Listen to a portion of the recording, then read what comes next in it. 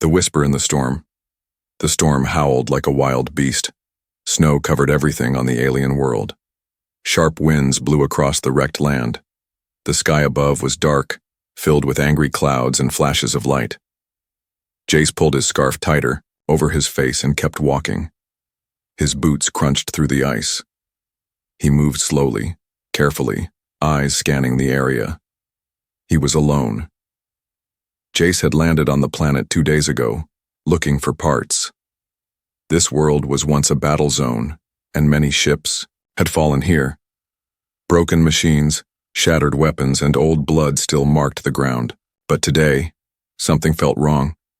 He paused beside a large hill of snow and metal. Part of a shuttle wing stuck out. Jace leaned closer.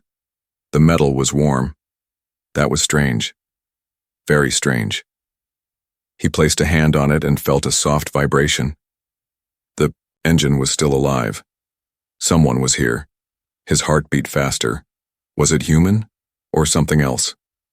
He stepped back, unsure. Then he heard it, a low sound. Not a voice, not words. More like a whisper, a warning carried by the wind. Jace turned. A shadow moved fast. Before he could speak, a cold hand shot out from the wreck and grabbed his arm. It yanked him hard. Jace fell forward with a grunt and was pulled into the shuttle. The metal door slammed, shut behind him. He rolled onto the floor, coughing, trying to see in the dim red lights. And then he saw her. A girl. No, not human. Her skin was pale blue, glowing softly. Her eyes were bright silver, almost white. A long scar ran across her throat. She looked young, maybe his age, maybe older. It was hard to tell with aliens. Before he could speak, she rushed forward and pressed 2 fingers against his lips. Her face was close. Her breath was shaky. Her eyes were wide with fear. She didn't speak. She just shook her head slowly. Jace froze. His voice stayed inside. Outside the shuttle, something moved. Thump. Click. Thump. Jace's breath caught in his chest. The alien girl crouched low and pulled him down beside her near the floor. He could hear something scraping along the outer wall of the shuttle. Not walking, crawling.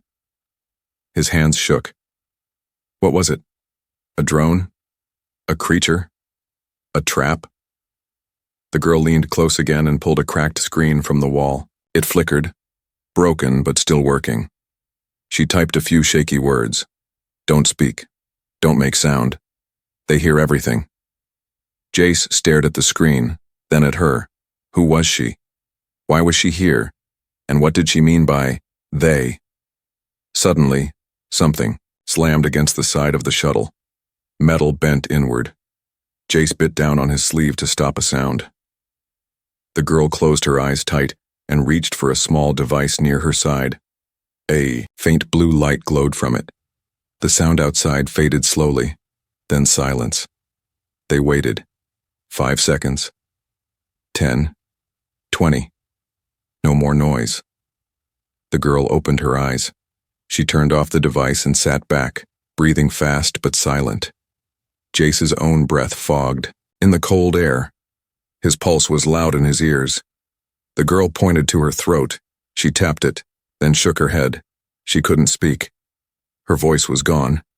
Jace nodded slowly. He didn't know what to say, even if he could. He looked around the shuttle. It was badly damaged. Wires hung from the ceiling. Broken panels sparked softly. There were old bloodstains near the cockpit. Something bad had happened here. Something violent. The girl reached into a hidden panel on the floor and pulled out a small knife. She didn't threaten him. She simply held it out in case something came back. Jace understood. They were trapped here, together, in silence, for now. The warning she couldn't speak. The silence inside the broken shuttle felt heavier than the storm outside. Jace sat against a cold wall, still trying to understand what had just happened. His hands were still shaking a little, and his mind kept replaying the moment she pulled him in and placed her fingers on his lips. It wasn't a friendly act. It wasn't cruel either. It was urgent. Desperate. The alien girl sat across from him.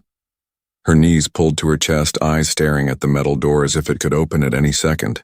Her skin still glowed faintly in the dark, and the scar on her neck seemed deeper now, like it held stories too painful to speak aloud. Jace wanted to ask her questions, so many questions. But her message was clear. If he spoke, they might die. So, he stayed silent, but his thoughts were loud. Who were they, and why was she hiding here? His eyes drifted back to the cracked screen she used earlier. It still glowed weakly. Slowly, carefully, she picked it up again, wiped the dust off with her sleeve, and began typing. Each press of her finger seemed careful, almost painful. Then she turned the screen toward him. They hunt by sound. Even a whisper can draw them. Jace read the words twice, then looked up. She typed again. They came after the crash. My crew is gone. I stayed hidden. Jace leaned in closer. How many? He mouthed the words silently, unsure if she would understand. She typed, I don't know. Sometimes one, sometimes more. They change. His stomach twisted. He wasn't a soldier. He wasn't trained for this. He was a scavenger, a survivor who worked alone, and now he was trapped inside a dying shuttle with a silent alien girl and something unknown outside that hunted by sound. He rubbed his forehead and looked around. Wires sparked softly near the ceiling. The air smelled like smoke and rust.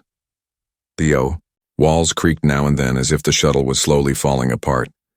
The girl stood up suddenly. Jace tensed. She pointed to a nearby cabinet, half open, filled with broken tools and scraps. She reached in and pulled out a small case. Inside was a damaged translator device. She held it up and gave him a look that said, "This might help." She turned it on, static, buzzing. Then a soft voice crackled from it, robotic and broken. "This is Unit 0, trans. You must avoid vocal. Scan, alert triggers." She shut it off quickly and placed it between them. Jace realized something. She had tried to speak before, but her voice was damaged. Not just her throat. Her entire ability to speak had been taken from her. Maybe in the crash. Or maybe something worse. Still, she was trying. She picked up a metal shard and began carving into the floor slowly. Letters. Alien ones. Then human ones beside them. She was creating a simple translation guide. Basic words. Danger. Safe. Food. Enemy. Help. She looked at him and waited. Jace nodded. He took the shard from her and carved the word Y in human letters, then pointed at her scar. She stared at it for a long time, then carved back. They did it, before the crash. I refused to give them something. Jace frowned. "What?" he carved. She looked away. Her hand rested on her stomach for a moment. Then she shook her head. Not now. He didn't push her. Outside, the storm grew louder. Something passed above the shuttle again. This time, it didn't stop. It kept walking. Four-legged? Six? He couldn't tell, but the sound made the walls vibrate. Jace held his breath. The girl closed her eyes and touched the scar on her neck again. It was a reminder, not just of pain, but of something she still had to protect. Suddenly, a screen near the cockpit lit up. Faint power. Jace crawled over carefully and tapped it. The display showed nearby terrain. A few scattered wrecks. A tower far in the distance. Something blinked slowly near the shuttle. A red light. They were marked. Someone knew they were here. He turned to her, panic rising in his chest. She nodded. Before he could even show her, she already knew, and she had stayed, not to escape, but to wait for someone, maybe him. Memories in the wreckage, the storm outside was beginning to fade, but inside the shuttle a different storm had begun. One made of memories, secrets, and choices that couldn't be undone. Jace sat beside the dim cockpit, staring at the old screen. The blinking red light kept flashing slowly like a heartbeat. Steady. Unstoppable. Someone out there had marked the shuttle. That meant they were coming. Not by mistake, not by chance. They were coming for her. He glanced over at the alien girl. She sat with her legs folded beneath her, arms wrapped around herself, staring at nothing. But her eyes weren't empty. They were heavy, filled with things she wasn't saying. He didn't even know her name. He wanted to ask, but couldn't. The translator was dead now. Her voice was gone, and words on a screen weren't enough anymore. He turned back to the controls and wiped off more of the dust. Beside the navigation screen was a broken tablet wedged into the console. He pulled it out and pressed the power button. A small blue light blinked.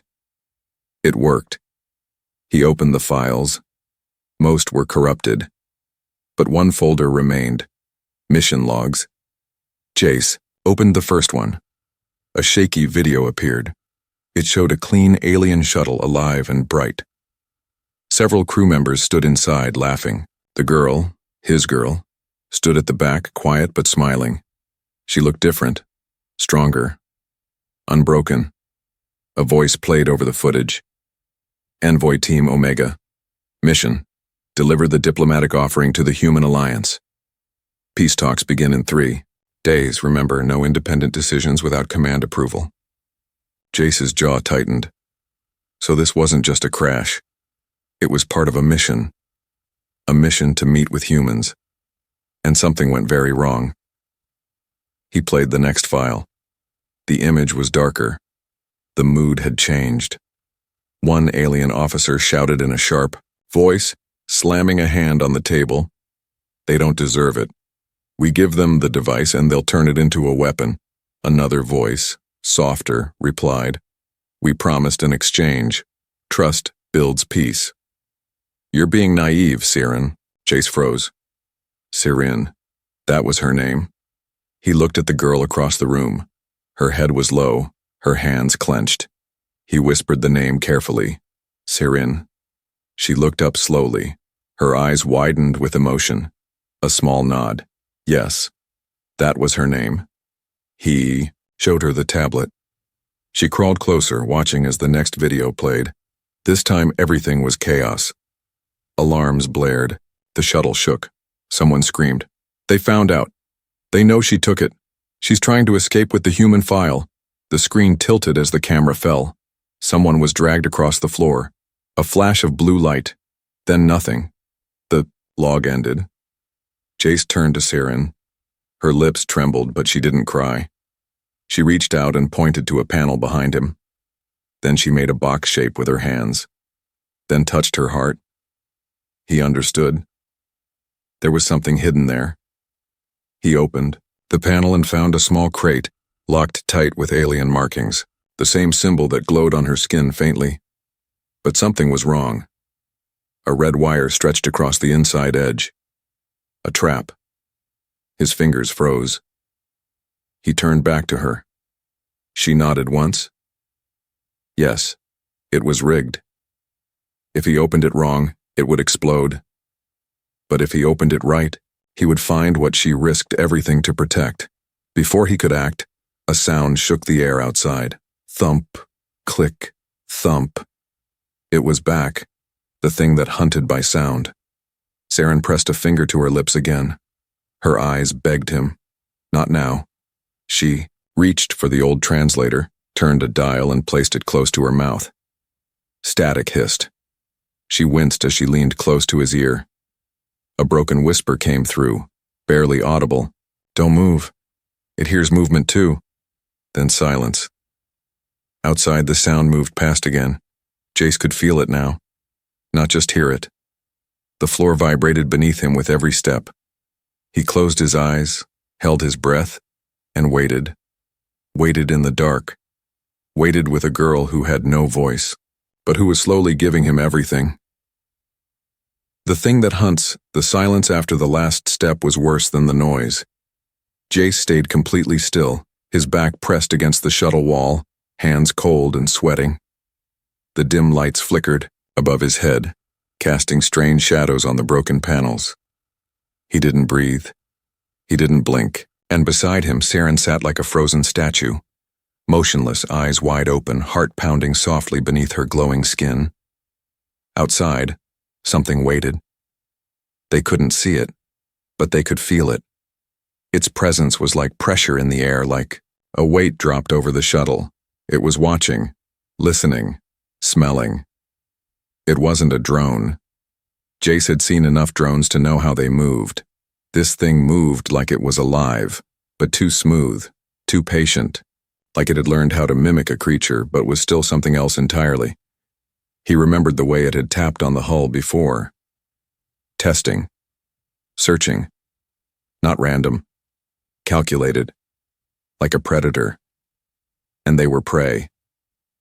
The cracked screen in Saren's hand blinked. She tapped quickly and turned it toward him. The word sent a chill down his spine.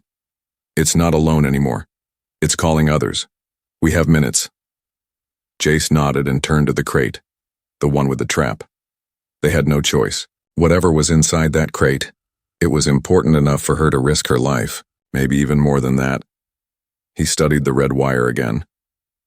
Gently, he traced its path with his fingers. It wasn't designed to trigger on touch, but on movement. The lid had pressure sensors. Any wrong pull, and they'd be gone before the hunter could even get them. He opened a small pouch from his belt and pulled out a sharp piece of metal and a thin tool used for slicing fiber. His hands were shaking, but he forced them to slow down. One wrong move and screech! A sound dragged across the shuttle wall from the outside. Metal on metal. Not claws. Tools. Jace froze. His tools hovered in the air, one tiny slice away. From the trigger, the sound stopped. Then, bang, a dent appeared in the wall right beside Saren. She didn't move, but Jace saw her flinch. Her breathing became shallow. She shut her eyes tightly and placed a trembling hand over her mouth. Something had slammed the wall. No. Not slammed. Knocked, like it wanted to be invited in. Jace leaned forward and cut the red wire, clean and quick. The line fell away like a snake losing its head. Then he lifted the lid. It opened with a soft hiss. Inside was a small cube, black, smooth, and pulsing with a soft white glow. Jace stared at it. It looked simple, harmless, but it hummed with a strange energy that made his chest tighten. Something inside the cube felt alive. Saren reached out and touched the cube. The glow brightened. Markings appeared, alien writing that began to shift into human letters before Jace's eyes. He read the message slowly. You are the bridge. Only the hybrid may speak the signal. He didn't understand it. Hybrid signal? Saren placed her hand on his chest. Then hers. Then the cube. Her eyes were full of fear, but also something else. Hope. Before Jace could ask more, the entire shuttle tilted sideways with a terrible sound. Something was lifting it. Metal groaned. Beams cracked. They were being raised into the air by something huge. The cube slipped from Jace's hand and rolled toward the wall. He lunged and caught it just before it smashed into the corner. Outside they heard mechanical sounds. Loud, heavy, and a deep clicking language that neither of them could understand, but both of them feared. Jace looked at Saren. She was pointing to the escape hatch near the back of the ship. He crawled to it, holding the cube close. Saren typed quickly on the cracked screen and held it in front of him. When the ship breaks open, jump. Do not hesitate. We fall together. If we stay, the next words came slowly. We are not taken. We are erased. Jace nodded. He tightened his grip on the cube and Saren wrapped her fingers around his free hand. The shuttle groaned louder. Outside, massive legs clanked. The ship began to twist in the air, upside down. Then, a loud, ripping sound as the roof peeled back. Light poured in. Cold air stabbed them. Jace screamed in his head. Blood packed in silence, they fell like shadows dropped from the sky. Jace and Saren hit the snow hard, rolled down a frozen slope, and landed in a ditch surrounded by broken rocks and twisted metal. Above them, the stolen shuttle rose in the grip of a massive walking machine. 6 legs, long arms, and a head that looked more like a listening tower than a face. It held the shuttle high, turning it slowly like a toy, searching for signs of life inside. But they were gone, hidden below, alive. Jace groaned and pulled himself up from the snow. His shoulder burned, but nothing felt broken. He turned and saw Saren lying still a few feet away. Her eyes were open. She gave a small nod. She was okay. They had made it. For now. Above them, the hunter crushed the shuttle between its claws. Metal screamed as it collapsed into itself. Fire bloomed in the air for a moment, then faded, leaving only black smoke and red sparks falling like snowflakes. Jace and Saren lay flat, unmoving. The machine scanned the wreck, then turned slowly, its legs clicking through the frozen dirt as it marched away, searching elsewhere, searching for sounds. But the silence had saved them once again. Jace waited until the machine vanished behind the ridge. Then he sat up, holding the black cube tightly against his chest. The same strange glow pulsed from it. Slow, steady, almost like a heartbeat. Saren crawled beside him. Her body shook with cold and pain, but her eyes burned with purpose. She looked at the cube, then at him, then back again. Then she reached into her pocket and pulled out a small, sharp stone. Its edge had dried red on it. Old blood. She showed it to him. Then she did something that made Jace stop breathing. She cut her palm. The blood came slow, blue, glowing softly in the snow. She reached forward and held the stone out to him. Jace's mouth went dry. He understood. This was a bond, not a trap, not a trick. It was a choice. Saren was asking for trust, not with words, not with promises, but with blood. He took the stone, slowly, hands shaking, and made a small cut on his palm. It stung. Warm red dripped down his skin. Saren placed her hand over his. Blue and red mixed in the snow. The cube pulsed brightly. A spark of energy shot up Jace's arm. Not painful, not electric, but deep, emotional. His mind was flooded with fragments, images he couldn't explain. A starship spinning in deep space, a council shouting in fear, a child with silver eyes screaming in silence, a voice, not human, not alien, whispering into his soul. The war must end. Only those who bleed together will survive. Jace fell back, gasping. Saren was breathing hard too, but she was smiling. A weak smile. Yes, but full of meaning. They were bonded now, and the cube had accepted it. They weren't just survivors anymore. They were part of something larger, something ancient. Jace reached for the cube again. This time, it responded to his touch. Words appeared across its smooth black surface. Signal device unlocked. Voice carrier, hybrid. Species match, partial. Final signal must be sent from origin tower. He looked up at Saren. The tower. She nodded quickly, already understanding. She pulled out a torn map and pointed to a tall spike drawn near the edge of the region. It wasn't far, maybe 2 days' walk. But that was without patrols, without cold, without more machines like the one that destroyed the shuttle. Saren pointed to the horizon, then tapped the cube, then pointed to his chest. You must get there. You must survive. Jace clenched the cube tighter, and then the ground shook again. Not the walker returning. Something bigger. They crawled to the top of the ridge to see, and froze. Dozens of machines, beasts, and search crafts were moving across the ice fields. They weren't random. They were all heading toward one place. The tower.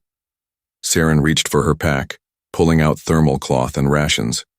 She handed half to Jace. He nodded and quickly packed what he could. They had no time, no weapons, no backup, but they had each other. And now, they had something else. A mission that couldn't fail. As they moved into the cold wind, Jace thought about everything that had happened. A few hours ago, he was a scavenger looking for scrap. Now he was a message. And maybe a chance for peace in a galaxy that had only known war. The road of silence. The snow didn't stop. The sky never cleared. But Jace and Saren walked on. Their boots sank into deep white as they moved through dead valleys and hollow canyons, always quiet, always alert. Every step they took was careful, chosen, deliberate. They didn't talk. They didn't make a sound, not because they didn't want to, but because they couldn't. The thing that hunted them was not gone. It had multiplied. They saw the signs, strange cuts in the ice, deep claw marks in steel walls, ships turned inside out and hung like broken bones from frozen cliffs. Something was cleaning the land, removing survivors, burying truth. The air was colder now, sharper. Saren wrapped her, arms tighter around herself. Jace offered her the last of his scarf. She took it with a nod, pressed it to her cheek for warmth, then looked back at the horizon. The tower was closer now. Tall, black, silent. It stood like a ghost in the distance, half covered by mist, half hidden behind sharp mountain teeth. It looked peaceful, but the sky above it told a different story. Too quiet, too still, as if something waited for them there, not just machines or traps, but judgment. They found shelter in an old tunnel beneath a fallen transport.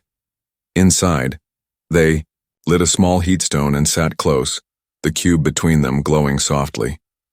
Jace watched the firelight dance across Saren's face. She looked tired, worn, but not broken. Her eyes still carried purpose. She touched the cube gently, then pointed to the map again. They were almost there. But one last path remained, a narrow canyon known in her language as the Breathless Pass. Jace didn't ask why. He would learn soon enough. Before leaving the shelter, they heard something. Whispers, not real, not from outside, inside their minds. The cube had awakened again. This time it showed them images. The council, alien leaders seated in shadow, their faces cold and proud. They argued in silence. One pointed to a human symbol. Another held up a burned flag. Then came the image of Saren, dragged away from them, her throat held tight by unseen hands. Her mouth open, but no scream came. Jace clenched his fists. He knew now. She didn't lose her voice in the crash. They took it because she tried to stop what was coming, because she believed humans had value, because she gave something to the other, sighed the cube, the last key to peace, and they punished her for it. He looked at her with new eyes. Not just a girl, not just a survivor, but a fighter, a hero. They pressed on. The Breathless Pass was a nightmare, narrow and dark with sharp rocks and black ice. The air was thin. Jace found it harder to breathe with every step. Saren moved like she had done this before, careful, balanced, silent. But something was wrong.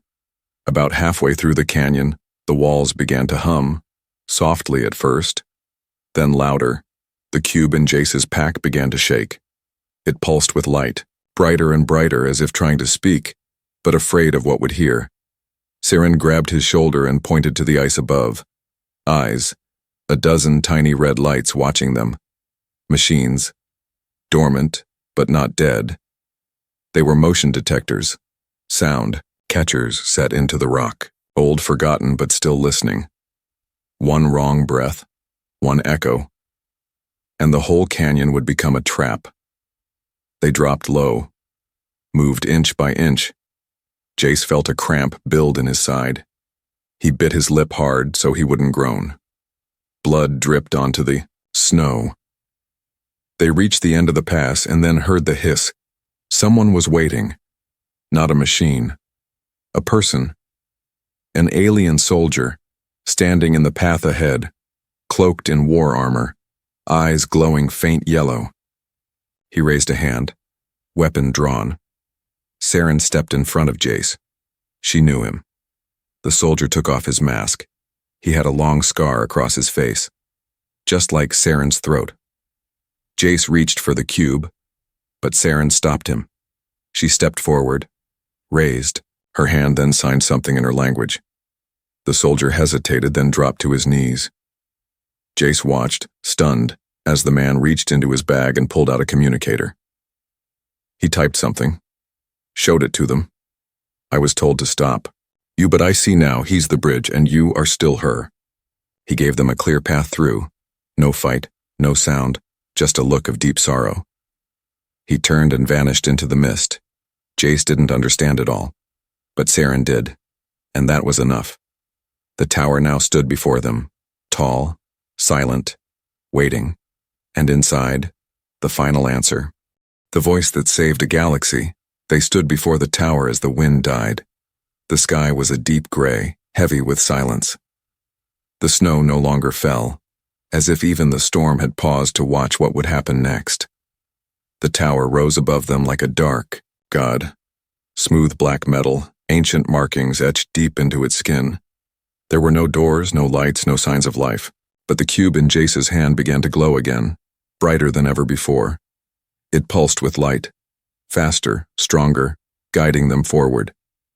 Saren touched the tower wall gently. It responded to her blood.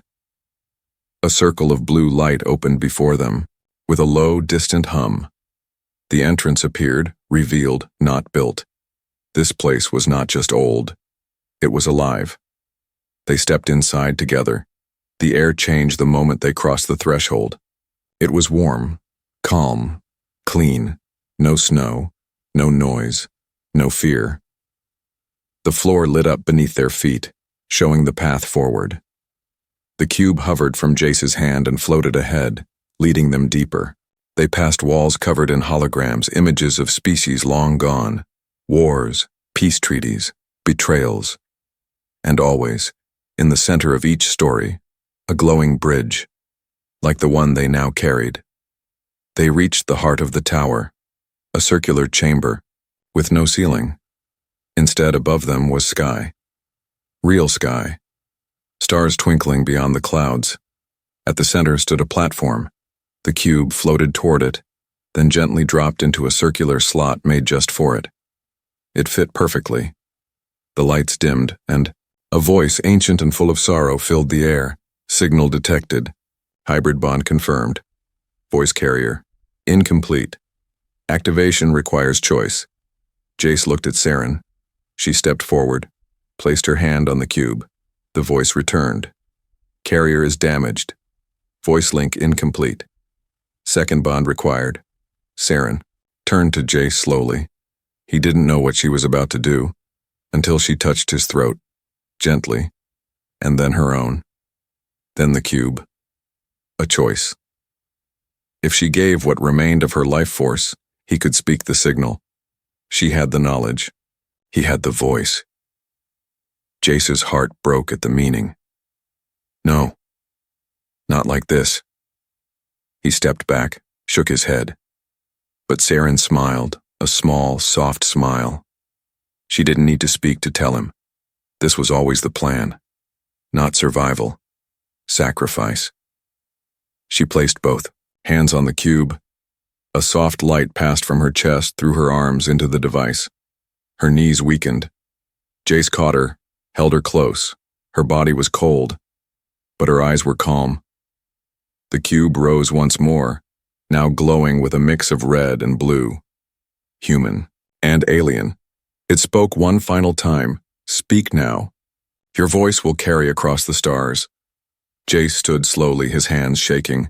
He looked at Saren, who now rested against the wall, still breathing, but fading. He faced the sky, and he spoke. His voice cracked, but it echoed strong. We are not enemies. We are survivors. We bleed the same. We suffer the same. And now, we choose peace. Together. The tower shook. A wave of light shot upward through the sky. It passed clouds, past satellites, past warships locked in battle high above, and everything stopped. Ships lowered their weapons, drones powered down.